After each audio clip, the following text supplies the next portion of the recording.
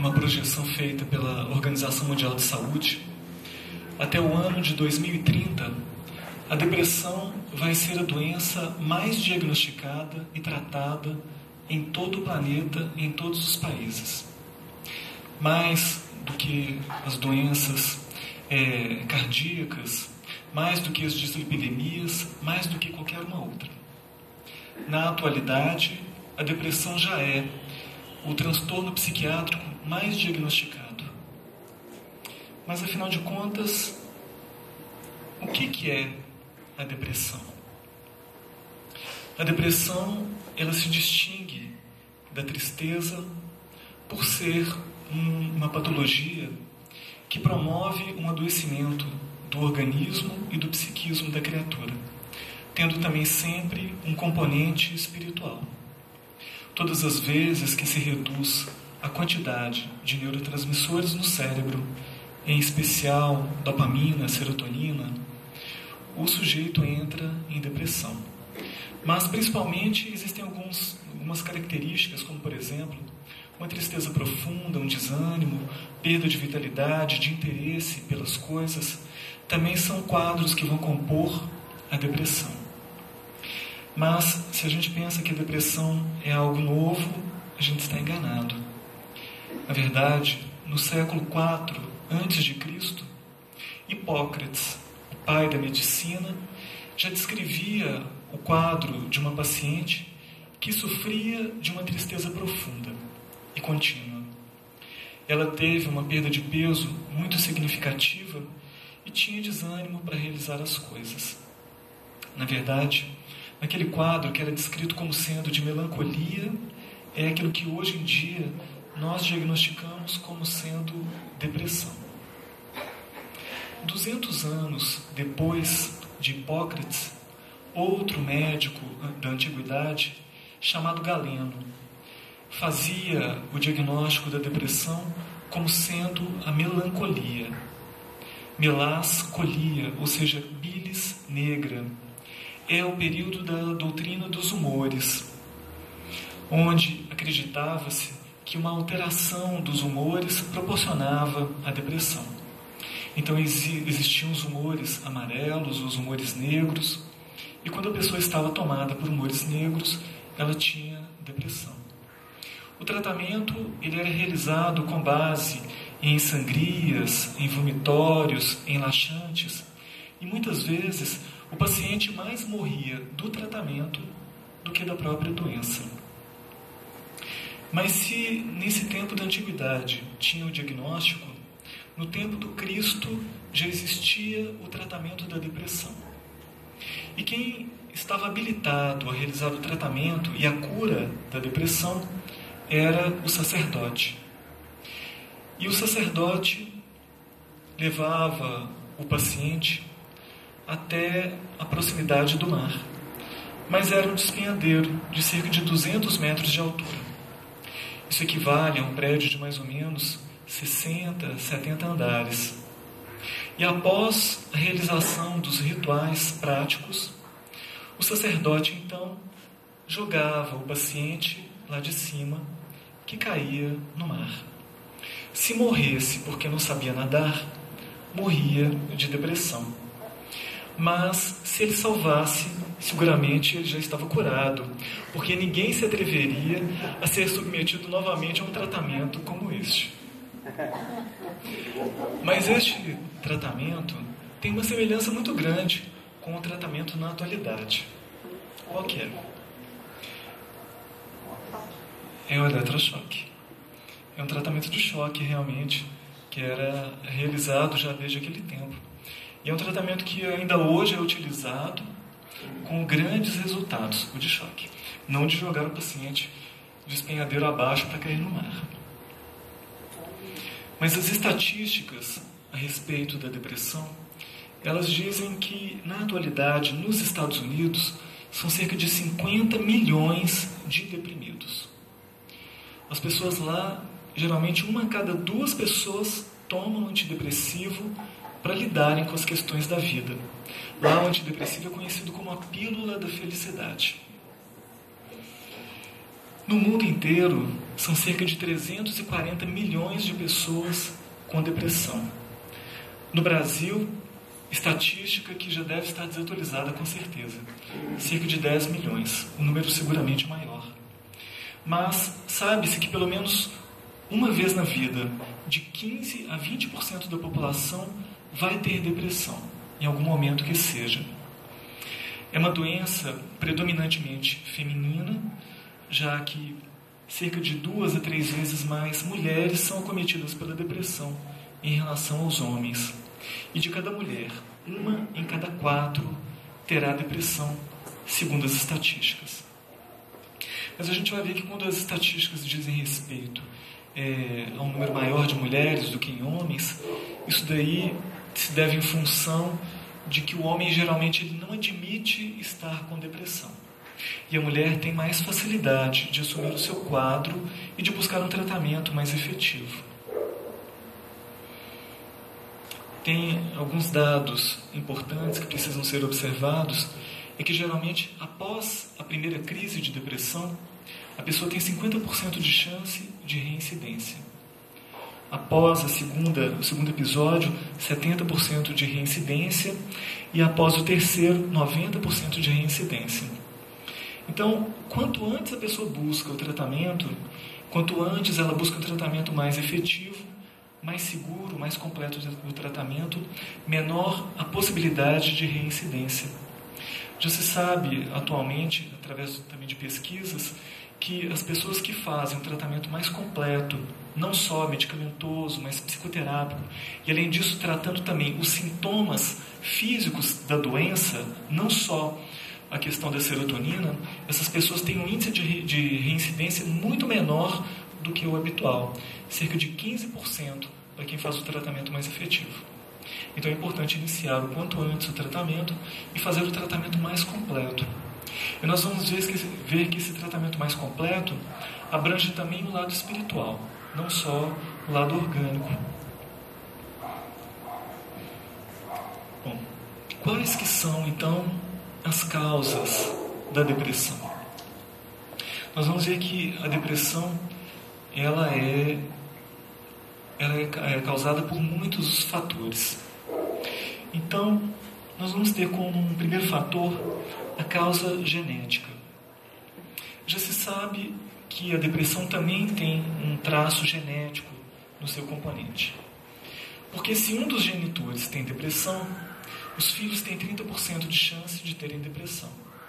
Mas se os 2 genitores têm depressão, a chance sobe para 70% da possibilidade de se ter depressão.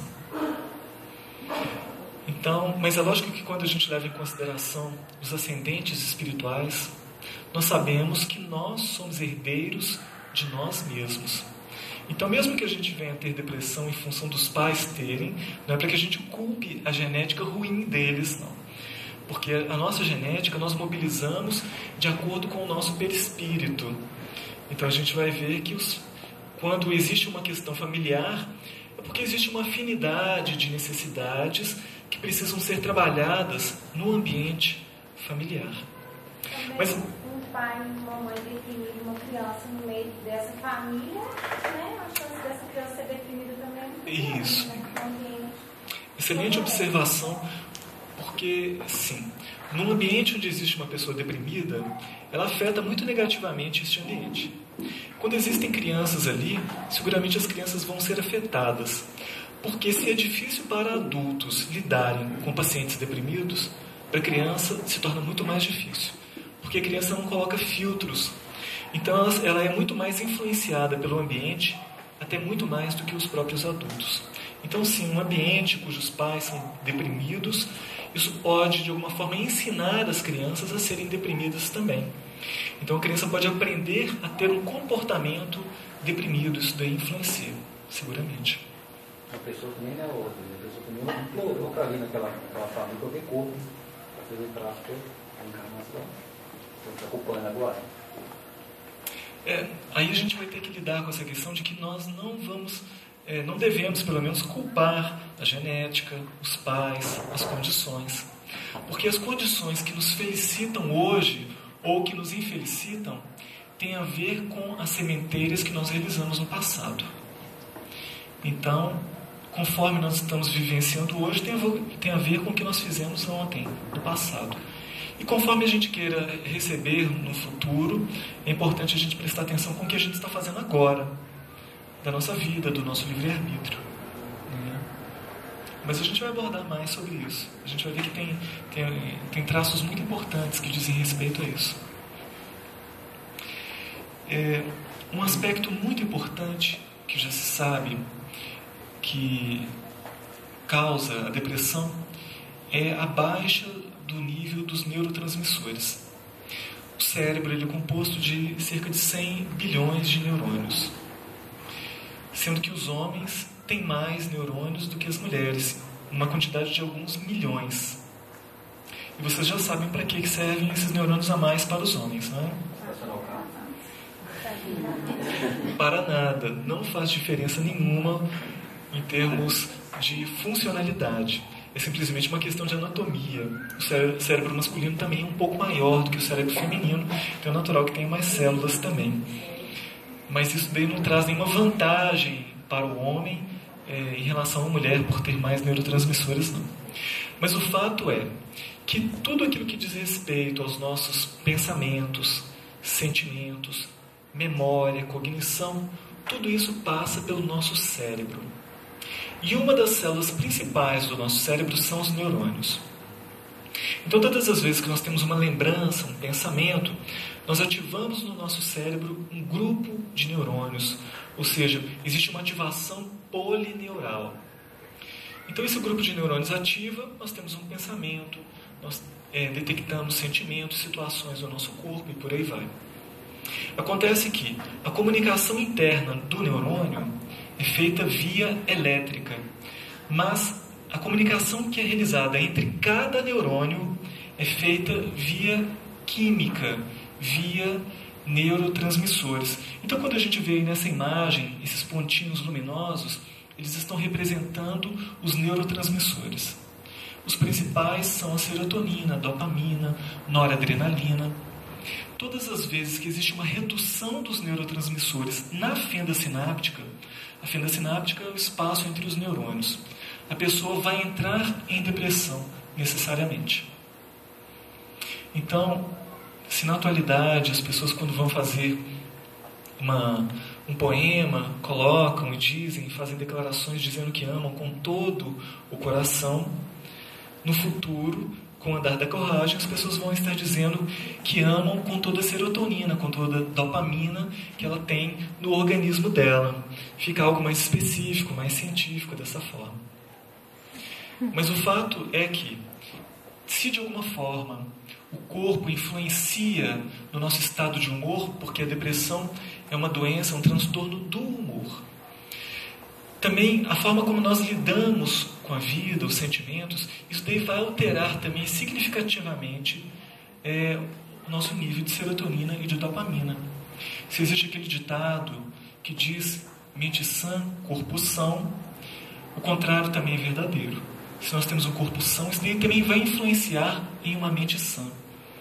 Porque se nós tivermos um exímio pianista, mas nós dermos para ele um piano desafinado ou defeituoso, a melodia vai sair desafinada, alterada, incompleta. Mas se nós também tivermos um piano perfeito e colocarmos ali um pianista que não conhece muito bem de música, ele também não vai poder fazer muita coisa, não. Então uma coisa influencia na outra e vice-versa. Existem causas psicológicas que vão ser determinantes da depressão. Freud, o pai da psicanálise, no seu texto Luto e Melancolia, ele descreveu de forma interessante que as perdas que a pessoa passa ao longo da vida fazem muitas vezes com que ela entre em melancolia, porque o termo melancolia era utilizado também no tempo de Freud, mas diz respeito à depressão. Então, se a pessoa de repente passa por uma perda afetiva, ela muitas vezes pode entrar num estado de melancolia, de tristeza profunda.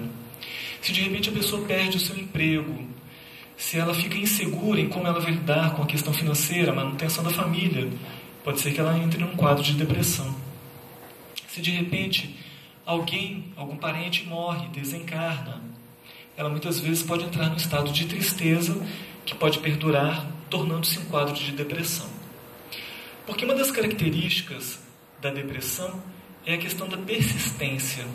A tristeza é natural na vida, a depressão não.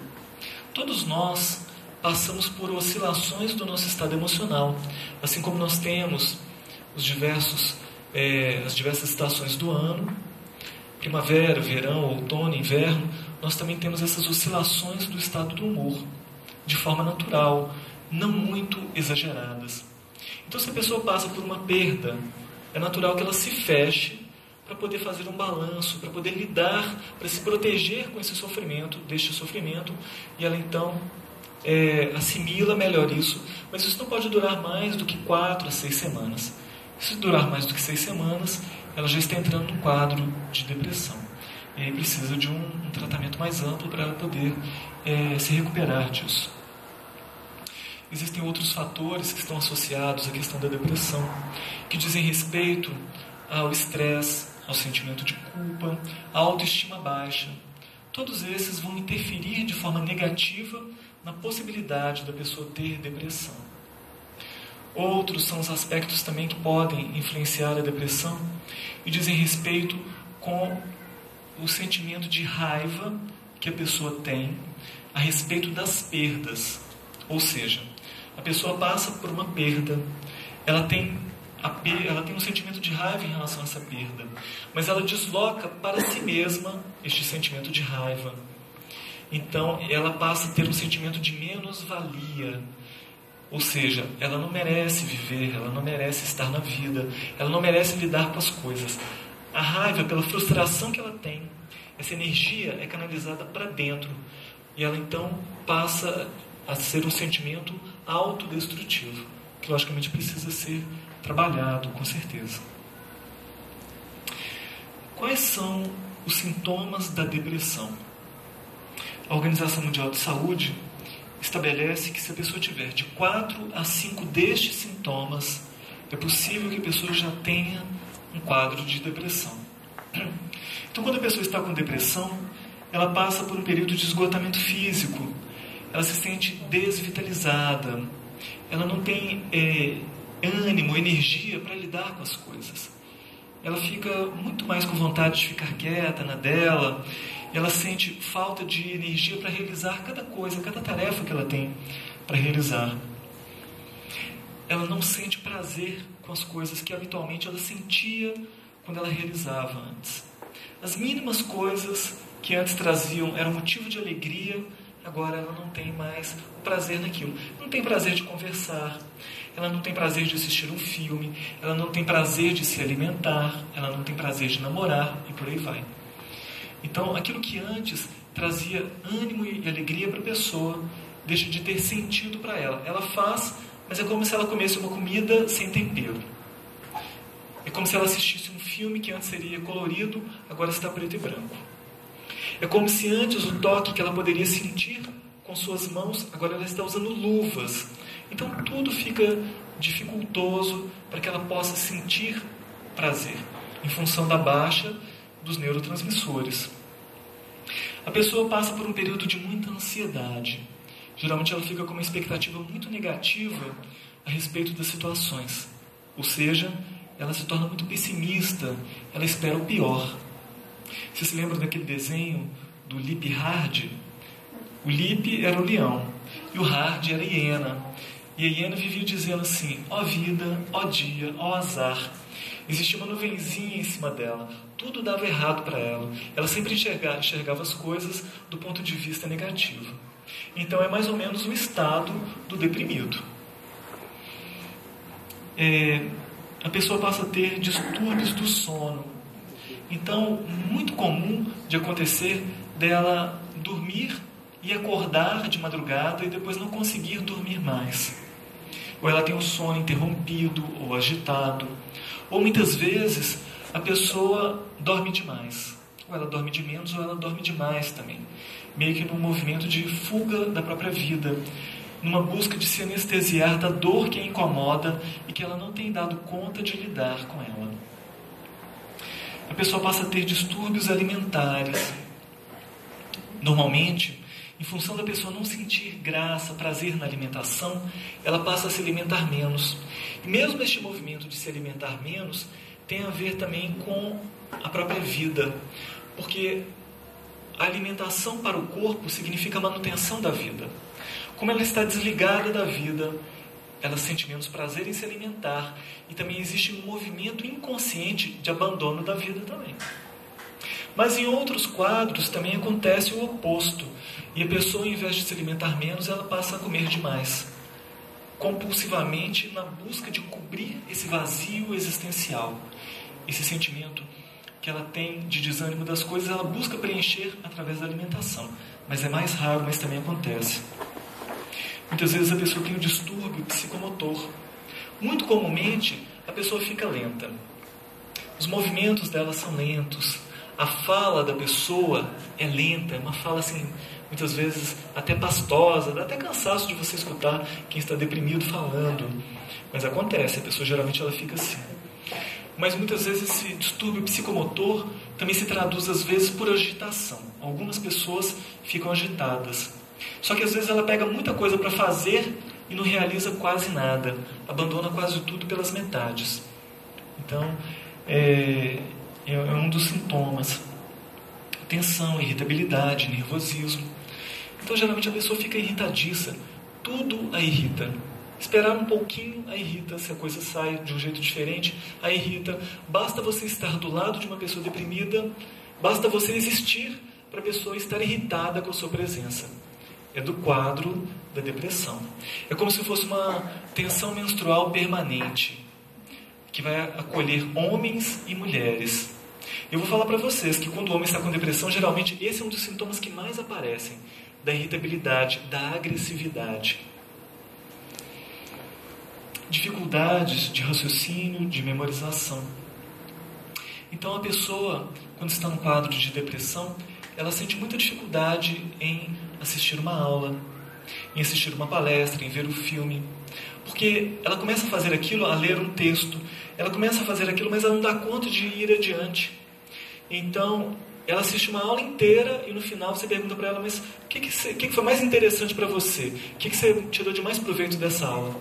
Ela não dá conta de relatar quase nada. Como ela está nessa baixa de neurotransmissores, ela também não consegue reter muito bem as informações. Então isso daí causa um desânimo muito grande para levar adiante as tarefas que ela tem que realizar. Então faz com que a pessoa comece a se afastar, ter uma produtividade menor no trabalho, nos estudos, em qualquer coisa que ela tenha para realizar. E o sentimento de desesperança, que se traduz literalmente por um sentimento de morte. A pessoa tem pensamentos de morte, ou literais, ou mascarados. Ou a pessoa pensa em suicídio, literalmente. Cerca de 10% das pessoas que têm depressão maior chegam a cometer suicídio. Então é uma doença que, se não for tratada, pode levar à morte, literalmente. Muitas vezes o sentimento de morte aparece de forma mascarada, como a gente disse, de repente abandonando o contato social, abandonando o trabalho, abandonando o estudo, ficando trancada em casa. É uma forma de morte. A pessoa está num movimento de morte. O abandono da vida é a busca da morte. Então precisa ser tratado com urgência, certamente. Bom, vamos falar aqui apenas alguns tipos de depressão. Existe a depressão reativa, que, como o próprio nome diz, é uma reação a uma situação. Então, quando a pessoa de repente passa por uma situação de perda, é natural que ela entre em depressão, muitas vezes. Então, por exemplo, mas quando a pessoa termina um namoro e tal, aí a outra pessoa, você está muito deprê. Nem sempre é depressão, às vezes é só tristeza. É aquele período que a pessoa se fechou. Mas se a pessoa não elabora muito bem o que aconteceu, se esse sentimento de tristeza persiste, aí se torna um quadro de depressão. Mas então a depressão reativa é quando existe uma causa exterior, quando existe uma causa visível que justifique aquele sentimento de tristeza profunda que a pessoa passa. Mas requer tratamento, mesmo assim. Se ela se prolonga por mais de 6 semanas, precisa de tratamento.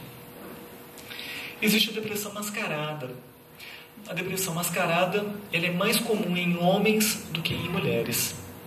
Então, o homem tende a mascarar mais a depressão, porque ele não dá conta de admitir que está passando por um sentimento de tristeza profunda.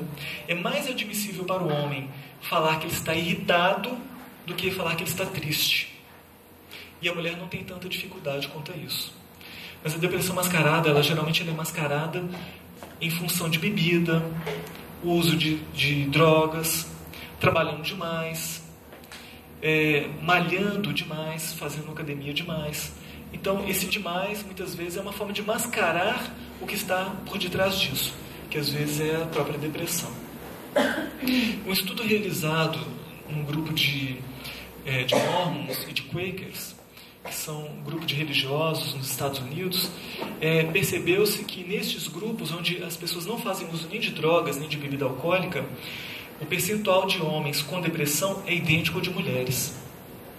Então a gente vê que existe uma questão social e cultural que vai favorecer das mulheres terem mais depressão do que os homens, e de os homens mascararem mais a depressão. Existe a depressão sazonal, que é aquela que aparece sazonalmente ou periodicamente, e geralmente está associada a uma determinada época do ano, a uma determinada data comemorativa. Então, naqueles países cujos dias são mais curtos, a depressão ela acomete um número maior de pessoas. Países onde os dias se tornam menores, onde o grau de luminosidade é menor, existe um nível de depressão maior nos seus habitantes. Mas também aquelas pessoas que tiveram perdas afetivas e associam determinadas datas a encontros familiares, muitas vezes entram em quadros depressivos. Então, por exemplo, período do Natal, do aniversário, Dia das Mães, Dia dos Pais, são períodos que, quando a pessoa teve uma perda afetiva ligada a esta data, ela muitas vezes, uma semana antes, quando ela vai pensando a respeito daquela data, ela já vai entrando em depressão, fica durante um período e depois ela tende a sair também, espontaneamente. Mas se ela não trabalha isso, periodicamente ela entra neste quadro. Existe a depressão bipolar, que é um quadro diferente, pois ela está dentro das psicoses. Mas o transtorno bipolar, ele geralmente é caracterizado por 2 polos. Ora, uma depressão profunda, ora, um período de mania, ou de exaltação, de alegria, onde a pessoa muitas vezes se sente muito potente para realizar as coisas. O comum são os eutímicos. Os eutímicos são aqueles que têm uma linha com pequena variação, ora para cima, ora para baixo. Se varia muito para cima ou muito para baixo, é porque muitas vezes a pessoa está dentro desse quadro do transtorno bipolar. Quando a pessoa está geralmente na fase da mania, quem tem transtorno bipolar, não admite, não aceita fazer tratamento, porque ela se sente muito bem. É uma pessoa que tem uma alta capacidade de argumentação, tem muita energia para realizar as coisas, se trabalha na área comercial, vende muito nessa época. E ela geralmente só vai aceitar fazer o tratamento quando ela entra na fase da depressão. Aí ela se sente mal, aí ela busca ajuda, busca tratamento. Quando ela está na fase da depressão, o tratamento vai ser feito com antidepressivos também. Mas quando ela está na fase da mania, geralmente se utiliza o lítio, para poder conter um pouco mais essa exaltação. Tem um filme que se chama Mr. John, que retrata muito bem esse quadro do transtorno bipolar, onde o personagem principal sofria dessa doença e tem um momento que ele está lá assistindo uma apresentação de uma orquestra, e é uma apresentação extremamente formal, e ele ficou tão empolgado com a apresentação que ele se levantou, foi ao lado do regente e começou a reger também aquela orquestra, fazendo todos aqueles movimentos e tudo. Isso daí é uma coisa que acontece com quem tem com quem tem transtorno bipolar está na fase da mania. Às vezes a gente vê no trânsito um carro pulando lá com um som na maior altura. Muitas vezes a pessoa está numa fase de mania e fica tão empolgada com tudo isso e ela expressa dessa forma. A depressão endógena é aquela que não tem uma causa aparente. Geralmente ela tem esses fatores genéticos de alteração de serotonina e dopamina e esses componentes hereditários, ambientais, que vão favorecer, mas não de forma muito clara. Mas no período que a pessoa está com essa depressão, ela não tem uma causa e ela geralmente é uma pessoa que desde a infância, muitas vezes ela já apresenta um comportamento mais triste, mais isolado e tudo. Então, ela tem essa tendência maior. E a depressão pós-parto é aquela que acomete as mulheres, geralmente de 2 a 12 semanas após o nascimento do filho. É grave porque muitas vezes gera um sentimento de não reconhecimento do filho, um sentimento às vezes de raiva do próprio filho, de não aceitação. Então, tem a ver com as alterações hormonais. Como há uma alteração muito abrupta dos níveis hormonais, a mulher então se vê muitas vezes, quando ela já tem geralmente antecedentes de depressão ou traços que possam favorecer a depressão. Ela geralmente tem a depressão pós-parto. Geralmente acomete as mulheres, mas os homens também podem ter depressão pós-parto. Nos casos, quando o homem tem depressão pós-parto, tem a ver com o papel de pai. Às vezes ele tem dificuldade de assumir esse papel. Muitas vezes é em lidar com a questão da perda do lugar dele em termos afetivos e em função da criança que acabou de chegar, né? Então muitas vezes tem a ver com a autoestima baixa, né? Com esse período em que o homem não trabalhou muito bem a chegada da criança. Bom, existem diversos graus de depressão de forma geral. Por isso que quando a gente fala que a depressão é policausal, né, multifatorial, e mesmo quando se fala da questão genética, se fosse somente um gene que gerasse a depressão, a gente teria se a pessoa tem depressão ou se não tem. Assim como nós temos vários genes para poder falar da questão da altura, porque se houvesse somente um gene, haveriam pessoas muito altas ou pessoas muito baixas, sendo que não é o que acontece. Existem pessoas com diversas estaturas, porque são muitos os fatores que influenciam na questão da altura. Em relação à depressão, a mesma coisa.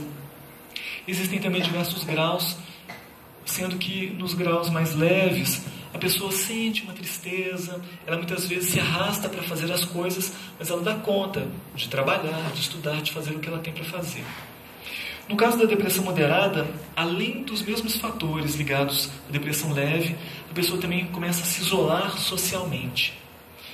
E começa a se tornar cada vez mais pesado, mais difícil, mas ela ainda dá conta de trabalhar e de realizar o que ela tem para fazer, mas com um grau de dificuldade maior. Ela geralmente arrasta mais, já essa dificuldade de apreensão das coisas e tudo. Reflete muito nas tarefas. Agora, na depressão grave, a pessoa geralmente ela não dá conta de sair de casa, ela não dá conta de trabalhar literalmente. Ela é incapacitante, a depressão grave. Então é muito importante as pessoas terem uma consciência de que muitas vezes a tristeza que a pessoa está passando não é tristeza, é um adoecimento real, uma patologia. Porque senão existe uma tendência a julgar a pessoa. Falar que a pessoa é preguiçosa, que isso é um traço de caráter da pessoa, sendo que muitas vezes a pessoa está somente doente e precisa de tratamento. Então, existe uma diferença entre depressão, tristeza e desmotivação. A depressão, como a gente viu, é uma doença, é um transtorno do humor, onde há um rebaixamento do humor, onde a pessoa se sente desvitalizada, se sente desesperançosa em relação às coisas. A pessoa já está por um período de tempo maior. No caso da tristeza, é uma reação natural. Uma pessoa saudável tem periodicamente períodos de tristeza, quando ela lida com uma frustração, com uma perda. Então é natural dela se entristecer. Agora, a desmotivação. A desmotivação é quando a pessoa não tem motivação, ela não tem interesse em realizar as coisas. Então, muitas vezes a pessoa está desmotivada com o trabalho, desmotivada com o seu relacionamento afetivo, e fica parecendo que ela está com depressão. Então, é tão importante trabalhar aí a questão do autoconhecimento, para que a própria pessoa identifique o que ela precisa de fazer, né? Para que ela possa sair deste estado que ela comete. A família tem um papel muito importante em relação ao deprimido, porque se é importante fazer o tratamento mais completo, abrangendo psicoterapia, médico, o tratamento espiritual, que nós vamos ainda falar sobre ele, é a família quem passa maior tempo com o paciente. Então é a família quem deve trabalhar, auxiliando o paciente, colocando-o para frente, principalmente ajudando a aderir ao tratamento. Sem a participação da família, muitas vezes o tratamento ele é feito de forma incompleta. Então, é importante a família auxiliar, motivando, incentivando, mas sem agressividade, sem violência. Porque é comum a família, depois de um tempo, perder a paciência e começar a agir de forma agressiva com o paciente. Sendo que não é nem tratar o paciente com momos, né, para que o paciente não se acomode nessa posição, mas nem tratar com agressividade, sabendo que ele vai ter uma certa limitação diante do quadro que ele tem. Bom, Hamed, benfeitor espiritual, no seu livro As Dores da Alma, ele, no capítulo que ele aborda sobre a depressão, ele fala que um dos motivos associados à depressão é a negação do sentimento. Então, a negação das emoções. Então, alguns sentimentos, como medo, a raiva, que são sentimentos tidos como emoções negativas, muitas vezes a pessoa tende a negar estes sentimentos. Mas, ao negar os sentimentos, ao não digerir ou elaborar esses sentimentos, eles tendem a aparecer de forma mais reprimida mais adiante, ou com reações que fogem do contexto, ou canalizando essa emotividade para dentro de forma destrutiva. Muitas vezes, julgamentos compulsivos e negativos fazem com que a pessoa então se sinta com um sentimento, muitas vezes, inconsciente de culpa. Ela não se sente merecedora. Porque como ela traz determinados sentimentos que não são aceitáveis, ela faz um quadro de culpa. Porque é feio ter medo, é feio ter raiva, eu não devo ter esses sentimentos. Então, só que a gente vai lembrar que as emoções e os sentimentos, eles são amorais. Eles servem simplesmente para despertar a nossa atenção para aquilo que está acontecendo no momento. Servem para colorir a vida. Então, que a gente preste atenção e lide com eles de forma natural. Agora, ter uma emoção de raiva ou de medo é diferente de agir com base na raiva ou no medo. Porque eu posso sentir raiva de alguém porque alguém me agrediu. Agora, é diferente de eu sair de repente agredindo a pessoa também. Aí eu tenho que lidar com isso. Mas é natural eu perceber que apareceu esse sentimento para que eu possa lidar, colocar um limite naquilo que está acontecendo.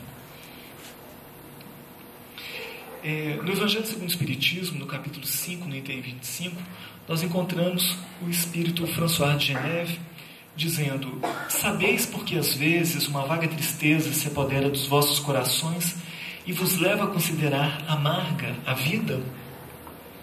Então é interessante pensar que os espíritos falam a respeito desse tema e dizem o seguinte, que quando a gente tem esse sentimento de tristeza, de melancolia, porque esse tópico se chama melancolia, então é quando a gente tem um sentimento de tristeza, como se fosse uma saudade de alguma coisa, de um outro tempo. E a benfeitora espiritual Joana de Ângeles tem um texto também que se chama melancolia. E ela fala exatamente sobre isso, ela desdobra ainda mais esse texto que está no Evangelho segundo o Espiritismo, dizendo que muitas vezes a criatura que vivenciou situações de grande facilidade em outras existências, onde ela tinha poder, que as coisas vinham muito facilmente para ela, e agora ela está numa posição onde ela não tem as mesmas facilidades, onde ela tem que lutar para conquistar as coisas, e muitas vezes ela encontra obstáculos difíceis, ela faz um quadro de melancolia, ou seja, uma revolta surda diante do momento que ela está vivendo, onde ela sente saudade daquele período em que ela podia tudo e agora ela não está podendo tanto. Então esse sentimento de tristeza surge diante dessa limitação necessária. Então é necessário a pessoa trabalhar esse sentimento de onipotência. É a onipotência que faz com que a pessoa esteja num quadro de tristeza. Isso impotente, que ela vai perdendo a vitalidade. Então, a caso de depressão de pessoa idosa é muito mais grave, muito mais latente, por causa dessa saudade que ela tem da vida dela. Se a pessoa não se preparou para lidar com essa perda de funcionalidade que é natural de acontecer no idoso, então ela muitas vezes pode fazer esse quadro. Mas isso daí também vai acontecer com todos os pacientes de qualquer doença crônica. Vão ter uma possibilidade maior de desenvolver um quadro de depressão. A sociedade, agora que ela está começando a preparar essas pessoas porque vem do futuro. E até em pouco tempo, o velho, a pessoa idosa, não tinha preparo. Ela não tinha nem quem cuidar dela durante esse período. Hoje a mídia, a sociedade já está preparando, entre aspas, essas pessoas. Teria que ter uma preparação melhor, mas ainda tem, por isso tem esse caso tão grande de depressão, pessoas que vai muito em asilo consegue enxergar isso muito rápido. É interessante porque até o termo aposentado, ele é de alguma forma pejorativo, porque o aposentado é aquele que se retira para o aposento, ou seja, saiu de cena. Então é terrível. Se a pessoa está se aposentando, é que ela faça um novo projeto para a vida dela dali em diante. Se ela não vai estar trabalhando mais no emprego que ela tinha, mas ela pode ter outras ocupações. E os espíritos mesmo nos dizem que trabalho é toda ocupação útil. Então, independentemente da idade, a pessoa pode estar utilizando o tempo dela de forma útil, né, sendo boa para ela própria ou para outras pessoas. O espírito Adamastor, através da mediunidade de Gilson Freire, no livro Ícaro Redimido, fala a respeito da depressão de uma forma muito interessante, colocando que tudo no mundo diz respeito à polaridade. Então nós temos o calor e o frio como dois polos. Nós temos o masculino e o feminino como duas polaridades. Nós temos o positivo e o negativo como duas outras possibilidades. Nós temos a explosão e a contração. Então são movimentos naturais no ciclo da natureza. Nós temos o verão, mas nós também temos o inverno. Então são dois polos que se completam e que estão ligados entre si de alguma forma. Então todas as vezes que a criatura, de acordo com a utilização do seu livre-arbítrio, utilizou mal este livre-arbítrio, exacerbando demais o seu ego, se sentindo muito potente, atropelando os direitos dos outros, esse ego que se dilatou demais, para voltar ao estado de equilíbrio, vai ter a necessidade de se contrair demais. É como se fosse um elástico que esticou muito, mas para voltar ao estado de repouso, ele volta, se contrai mais do que antes, para depois ficar na posição normal. Então, aí aquele sentimento que antes era de onipotência, se torna de menos-valia. A pessoa se sente incapacitada para realizar as coisas. Então, é o momento seguinte que a pessoa passa. É como se fosse um expurgo doloroso das escolhas mal feitas e do estado de conscientização, muitas vezes, do ponto em que a pessoa se encontra. Porque, às vezes, por ausência de autoconhecimento, a pessoa se sente demais.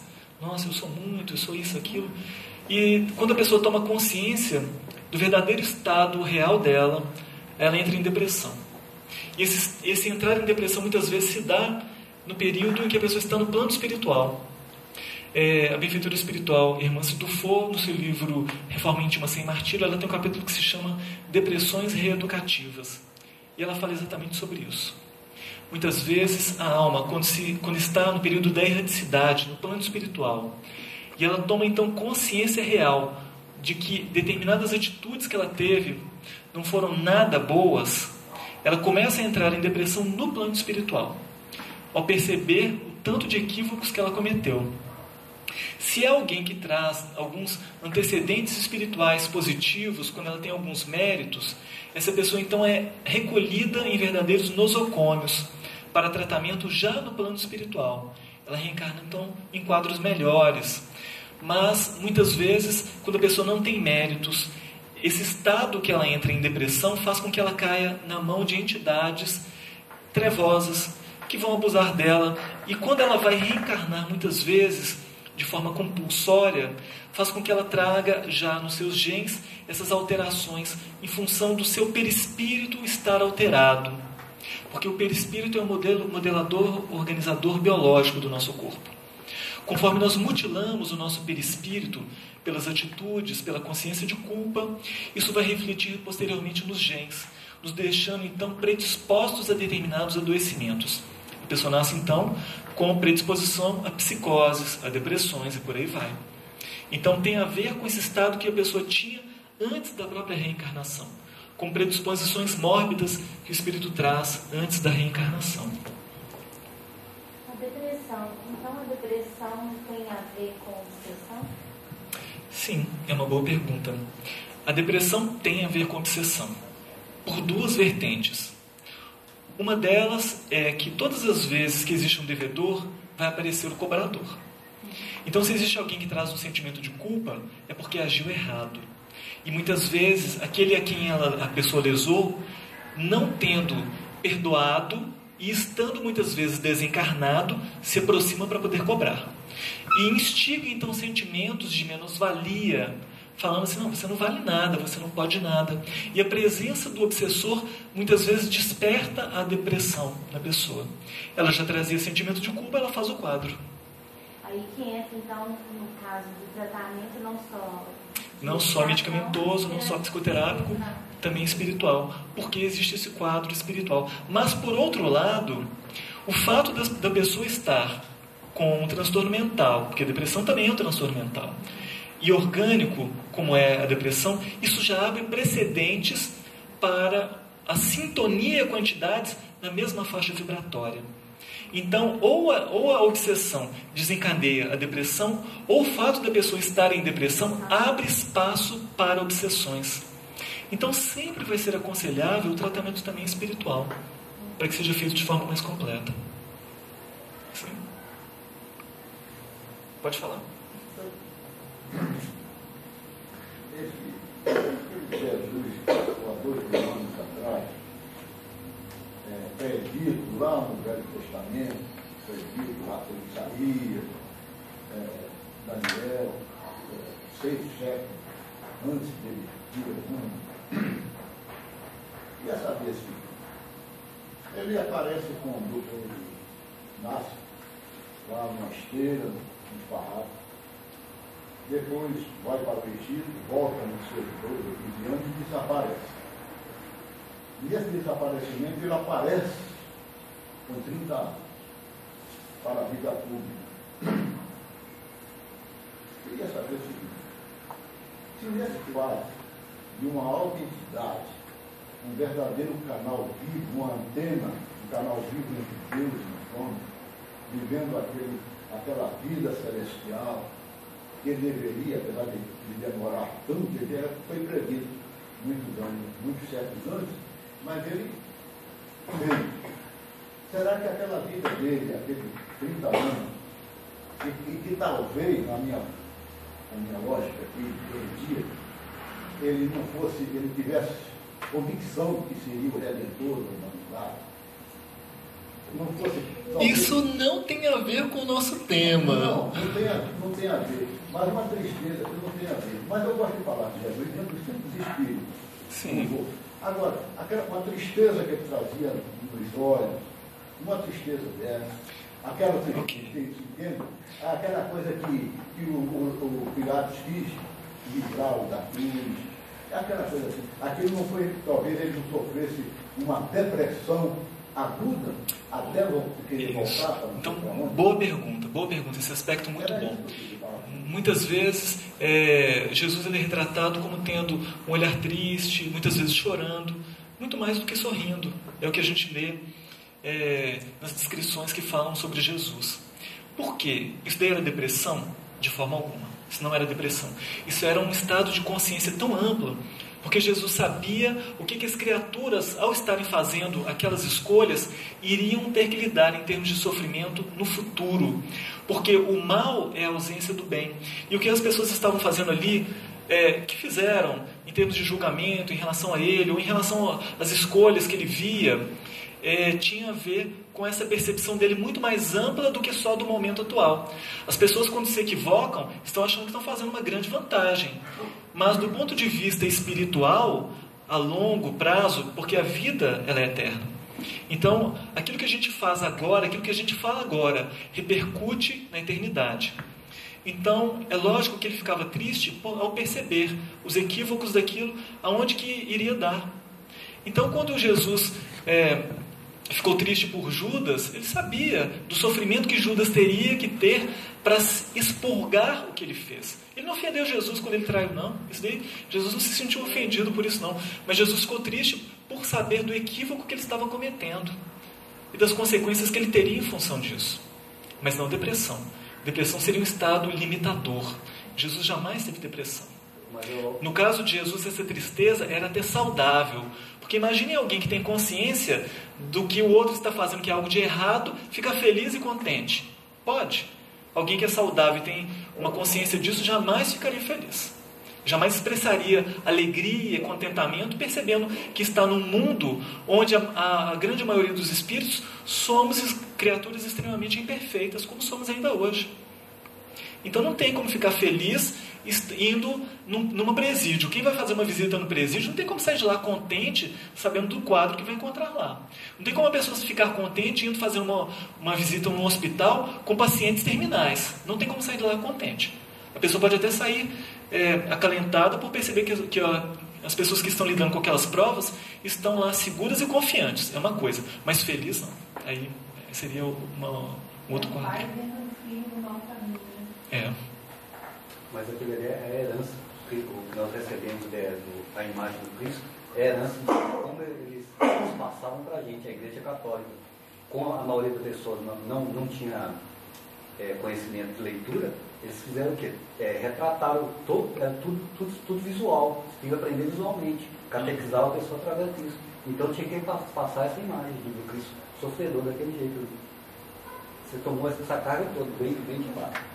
Aí criou um estereótipo do Cristo dessa época. Louro, de olho azul e tal, e por aí mais. Bom, gente, os tratamentos são com medicamentos, né, geralmente antidepressivos, psicoterápicos, onde a pessoa vai buscar trabalhar essas questões emocionais que favorecem o estado depressivo. Se a pessoa não trabalhar os pensamentos e as emoções dela, ela vai persistir na depressão. Não adianta tomar antidepressivo, vai ter recaída. Vai melhorar e depois de um tempo vai tornar a cair, porque não está trabalhando no cerne. Então é importante trabalhar esses aspectos. Em alguns casos, a internação se faz necessário, né, quando existe risco de vida, quando é necessária a aplicação de ECT, por exemplo, em determinados casos de depressão mais grave, às vezes o tratamento se dá por via de ECT. E o tratamento espírita, ou tratamento espiritual, ele é importante de ser realizado? Sim. Ele ajuda muito. Deve ser feito concomitantemente aos outros tratamentos e deve ser buscado sim. Então, a prece é um dos fatores de grande ajuda no tratamento espiritual, porque a prece cria uma psicosfera nova para a pessoa. Imaginem vocês a psicosfera de quem está em depressão. É uma psicosfera pessimista, é uma psicosfera pesada. Às vezes a pessoa não precisa falar nada, basta você estar perto para você não só visualmente, mas para que você possa sentir o quanto é difícil. Se quem está tendo contato é difícil, imagina para a própria pessoa. Então a prece ajuda meio que a transformar esses fluidos contaminados em que a pessoa está vivenciando. Então a prece ajuda. O passe magnético também é uma transfusão fisiopsíquica que vai ajudar. É como se fosse assim, retira aquela energia contaminada e doentia e entra uma energia nova. Mas só o passe resolve? Não resolve, porque é a mesma coisa. Se eu tomo banho e saio do banho, logo depois eu vou para a terra, eu vou me sujar de novo. Então auxilia, mas se a pessoa não trabalhar os outros aspectos, o passe ele vai ser um recurso somente paliativo, sendo que o passe é de grande importância. As reuniões públicas de estudo são importantes? Por quê? Ajudam a pessoa a dilatar a sua compreensão a respeito da própria responsabilidade. Nós somos responsáveis por nós mesmos, pela nossa vida e por aquilo que nos acomete agora. Então somos nós também os responsáveis em sermos, de alguma forma, os médicos de nós mesmos. André Luiz, no livro Missionários da Luz, repete mais de uma vez isso lá, nas palavras do benfeitor espiritual Alexandre. O ser humano um dia vai descobrir que é o médico de si mesmo. Está lá. As reuniões de desobsessão. Nós vimos que a depressão favorece e possibilita a obsessão. Então, muitas vezes é necessário a pessoa participar de reuniões de desobsessão. Não pessoalmente, mas ela está vinculada a um grupo onde haja um tratamento de desobsessão para auxílio, para desvinculação, né, das entidades que porventura estejam ali ligadas. Uma pessoa sem fé é uma pessoa depressiva? Não necessariamente. Não necessariamente. A depressão ela não depende da fé. Mas é importante perceber que quando a pessoa está em depressão, ela perde a fé. Porque muitas vezes ela está num estado de tanta desesperança que ela deixa de acreditar em Deus, ela deixa de acreditar nela mesma. Um dos sintomas é a fé, mas não é o fato da pessoa não ter uma crença religiosa que faz com que ela tenha depressão.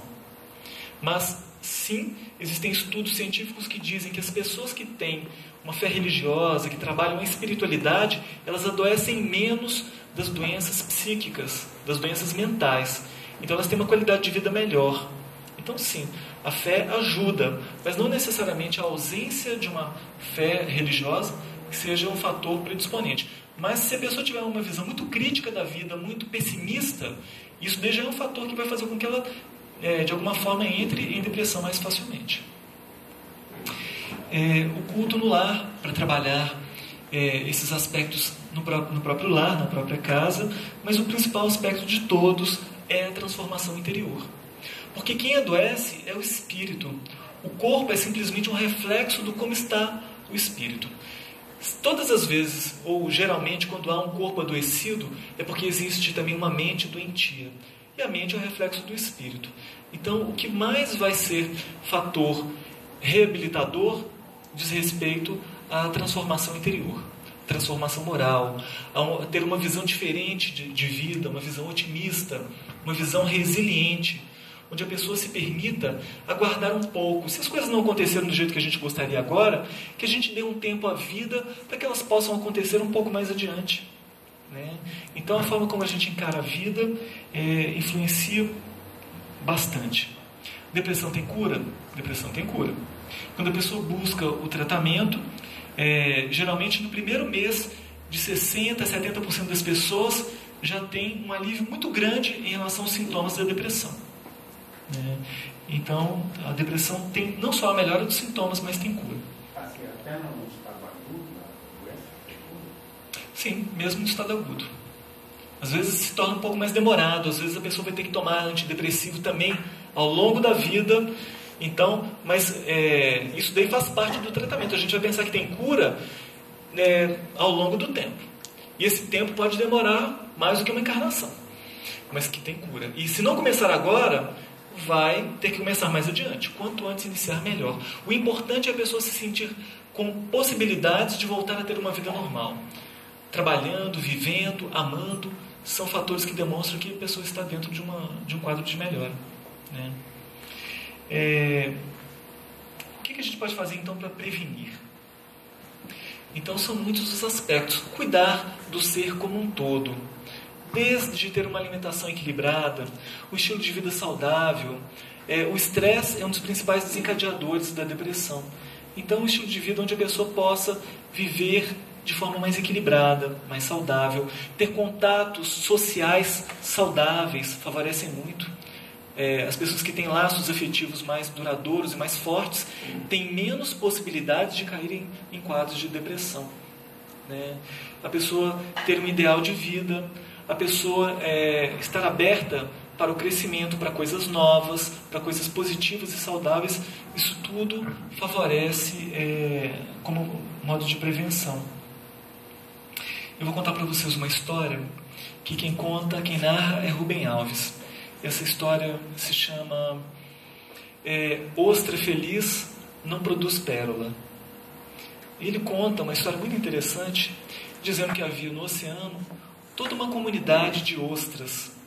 E as ostras são animais muito pacíficos, são muito dóceis, e elas, para poderem lidar com a hostilidade do ambiente, criaram uma casa. E essa casa é aquela concha, né, que elas vivem para se protegerem. E sabia-se que essa comunidade de ostras era uma comunidade feliz porque elas entoavam uma canção. Era uma canção muito bela, muito doce, muito alegre. Mas havia, no meio dessa comunidade, uma ostra que destoava do conjunto. E essa ostra fazia um solo, cantava uma canção solitária, dolorosa e tudo. E as outras ostras zombavam dela. Dizia que ela não mudava a canção porque ela era uma ostra deprimida. Mas no caso dela, não era depressão não, era dor mesmo. Porque ela tinha dentro dela um grão de areia. Esse grão de areia tinha pontas que machucavam o seu interior.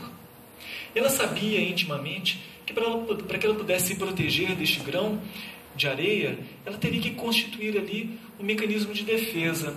Se ela envolvesse aquele grão, ela conseguiria estar melhor. E ela ia então produzindo e cantando o seu solo doloroso. Acontece que certo dia, um pescador passando por ali lançou a sua rede e coletou uma grande quantidade de ostras. Ficou muito feliz e levou essas ostras para que a sua esposa pudesse fazer uma sopa de ostras. E a esposa fez, até que quando ele estava se alimentando, levando a colher à boca, ele percebeu que havia algo duro numa ostra que ele mordeu. Ele descobriu que ele tinha ali uma pérola valiosíssima. A única ostra que havia produzido a pérola era aquela ostra que era tida como uma ostra deprimida. Na verdade, a depressão ela se mostra como uma bifurcação na vida da pessoa. Como se fossem dois caminhos.